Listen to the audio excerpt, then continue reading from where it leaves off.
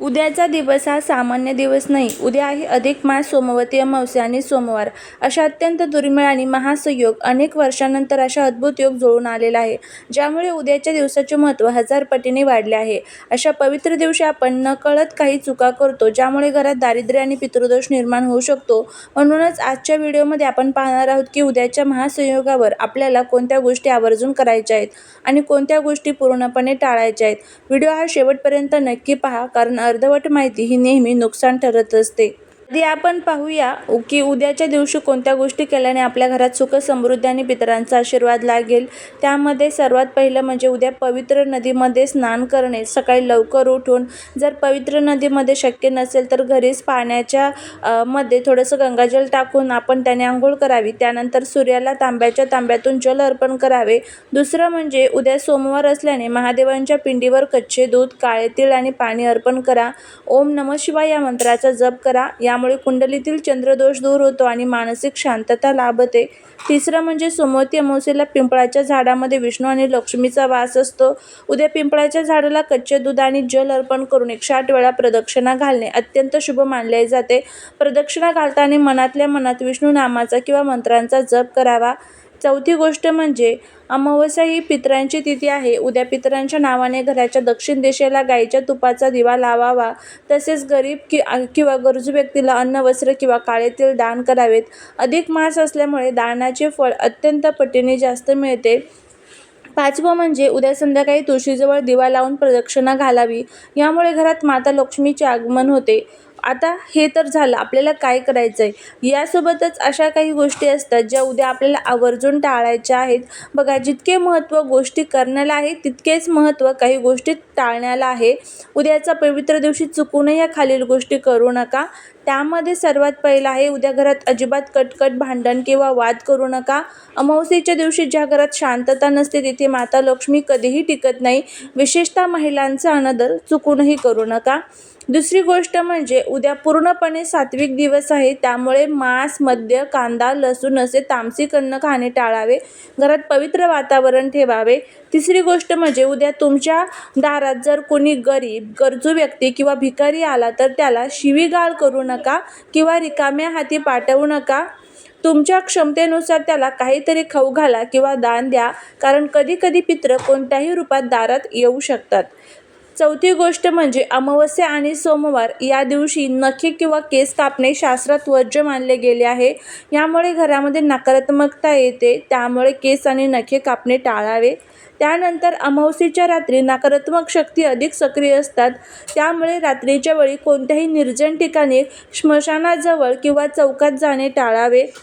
जर तुमच्या डोक्यावर कर्जाचा डोंगर असेल, पैशांची सतत तंगी भासत असेल किंवा घरात सारखी कटकट, आजारपण आणि नकारात्मकता जाणवत असेल तर उद्याच्या महासंयोगाच्या दिवशी नारळाचा एक चमत्कारिक उपाय करायला अजिबात विसरू नका. हा उपाय तुमच्या आयुष्यातील सगळी संकटे एका झटक्यात दूर करू शकतो. तर चला मग हा उपाय कसा करायचा आहे त्याबद्दलची संपूर्ण माहिती घेऊया. तुम्ही खूप कष्ट करता, मेहनत करताय, पण तरी तुमच्या कष्टाचं, मेहनतीचं फळ मिळत नसेल. घरामध्ये सतत इडापिडा, दारिद्र्य, नकारात्मकता असेल, खूप कर्ज आहे पण ते कर्ज आपण कष्ट करून सुद्धा फिटत नसेल, तर अशा तुमच्या ज्या काही अनेक समस्या आहेत, मनामध्ये इच्छा आहेत, मग त्या इच्छा तुमच्या धनप्राप्ती, लक्ष्मीप्राप्ती, कर्जमुक्तीच्या संबंधित असेल, तर त्या सर्व इच्छा तुमच्या पूर्ण होण्यासाठी तुम्हाला हा उपाय करायचा आहे. कोणताही उपाय ज्यावेळेस आपण करतो तर तो अगदी श्रद्धेने, भक्तीने आणि विश्वासाने करणं खूप गरजेचं असतं. त्यामुळे भक्तीने, विश्वासाने आणि श्रद्धेने हा उपाय करा. नक्कीच तुम्हाला त्याचा फायदा होईल. आता हा उपाय करण्यासाठी आपल्याला एक जटा असणारा पाण्याचा नारळ घ्यायचा आहे. आता हा नारळ तुम्हाला जर कोणी दिलेला असेल तर तो आपल्याला अजिबात वापरायचा नाही आहे, किंवा तुम्ही ऑलरेडी पूजेमध्ये एखाद्या तो नारळ वापरलेला आहे, एखाद्या घरामध्ये असलेला, तर असाही नारळ तुम्हाला वापरायचा नाही आहे. तुम्हाला नवीन नारळ या ठिकाणी घरामध्ये घेऊन यायचा आहे. आता नारळाचे मी तुम्हाला 2 उपाय सांगणार आहे. यापैकी कोणताही एक उपाय तुम्ही करू शकता. सर्वात पहिल्यांदा एक जटावाला पाण्याचा नारळ घ्यायचा आहे, ज्याला आणि यासोबतच आपल्याला अजून काही साहित्य लागेल. त्यामध्ये सर्वात पहिलं थोडेसे काळे तीळ लागतील आणि 1 रुपयाचे 1 नाणे आणि 1.25 मीटर काळा धागा किंवा काळे कपडे लागणार आहेत. हे 2-3 साहित्य आपल्याला लागणार आहे. आता पहिली स्टेप आपल्याला काय करायची आहे तर नकारात्मकता आणि इडापिडा दूर करण्यासाठी उद्या संध्याकाळी प्रदोष काळात किंवा सूर्यास्तानंतर 5 नंतर तुम्ही कधी हा उपाय करू शकता. हातात हा नारळ घ्या. तुमच्या डोक्यावरून आणि घरातील सर्व सदस्यांच्या डोक्यावरून तो नारळ घड्याळाच्या काट्याच्या उलट्या दिशेने 7 वेळेस ओवाळा. म्हणजे घड्याळाचा काटा जसा फिरतो पण त्याच्या उलट्या दिशेने आपल्याला ते नारळ 7 वेळेस फिरवायचं आहे. ओवाळताना मनातल्या मनात प्रार्थना करा, माझ्या घरातील सर्व वाईट शक्ती, नजर, दोष आणि इडापिडा या नारळासोबत निघून जाऊ दे. दुसरा उपाय म्हणजे दुसरी स्टेप आपल्याला जी करायची आहे ती म्हणजे कर्जमुक्ती आणि इच्छापूर्तीसाठी. त्यानंतर त्या नारळावर तो काळा धागा गुंडाळा. जो आपण काळा धागा घेतलेला आहे तो महादेवांचे स्मरण करायचे आहे. तुमच्यावर जे काही कर्ज आहे ते फिटू दे आणि तुमची जी काही इच्छा असेल ती पूर्ण होऊ दे अशी मनोभावे प्रार्थना करा. आता हा नारळ घेऊन तुम्हाला घराबाहेर पडायचे आहे. तुमच्या घराजवळ जर नदी किंवा वाहते पाणी असेल तर त्यात हा नारळ प्रवाहित करा. जर आसपास पाणी नसेल तर नारळ घेऊन महादेवांच्या मंदिरात किंवा पिंपळाच्या झाडाच्या मुळाशी ठेवून द्या. मागे वळून न बघता थेट घरी या आणि घरी आल्यावर हातपाय स्वच्छ धुवा. या उपायाचा फायदा काय होणार आहे तर अमावस्येला हा नारळाचा उपाय केल्यामुळे कुंडलीतील राहू, केतू आणि पितृदोष शांत होतो, ज्यामुळे कामात येणारे अडथळे दूर होतात. या उपायामुळे धनप्राप्तीचे मार्ग मोकळे होतात आणि डोक्यावर असलेलं कर्ज हळूहळू फिटू लागते. घरातील नकारात्मक ऊर्जा नष्ट होऊन माता लक्ष्मीचा कायमचा वास राहतो. अशा हा उपाय केल्यामुळे हे फायदे आपल्याला होतात. यामुळे हा उपाय जो आहे तर तो नक्की करण्याचा प्रयत्न करा. आता त्यानंतर बघा तुम्हाला काय करायचं आहे तर अजून एक नारळाचा उपाय करायचा आहे जो आपण प्रत्येक अमावस्येला करू शकतो. तुम्हाला हा उपाय जो आहे तर तो कर्जमुक्ती यासाठी करायचा आहे. तर दुसरा हा उपाय जो सांगत आहे तर तो तुम्हाला आपल्या घरातील इडापिडा आणि जी काही वाईट नजर आपल्या घराला लागलेली आहे तर ती दूर करण्यासाठी करायचा आहे. असाच एक जटावाला नारळ घ्यायचा आहे.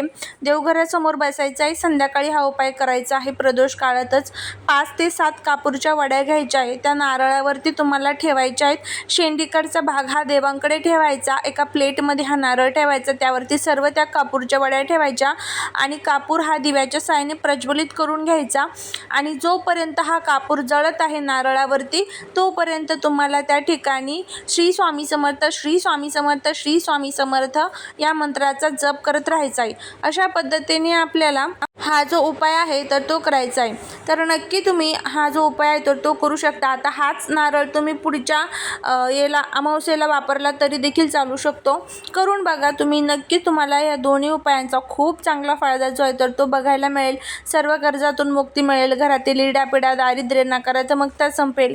ही संधी आपल्याला परत नाही आहे बघा 3 वर्ष. कारण अमावस्या आणि त्याचबरोबर सोमवती अमावस्या, अधिक मासची अमावस्या हा जो योग आहे तर तो 30 वर्षानंतर आलेला आहे. त्यामुळे वेळ अजिबात घालू नका. उपाय नक्की करा, फायदा होईल. चालेली सेवा ही महाराजांच्या चरणी रुजू करते. जर व्हिडिओ आवडला असेल तर लाईक, शेअर आणि सबस्क्राईब करायला विसरू नका.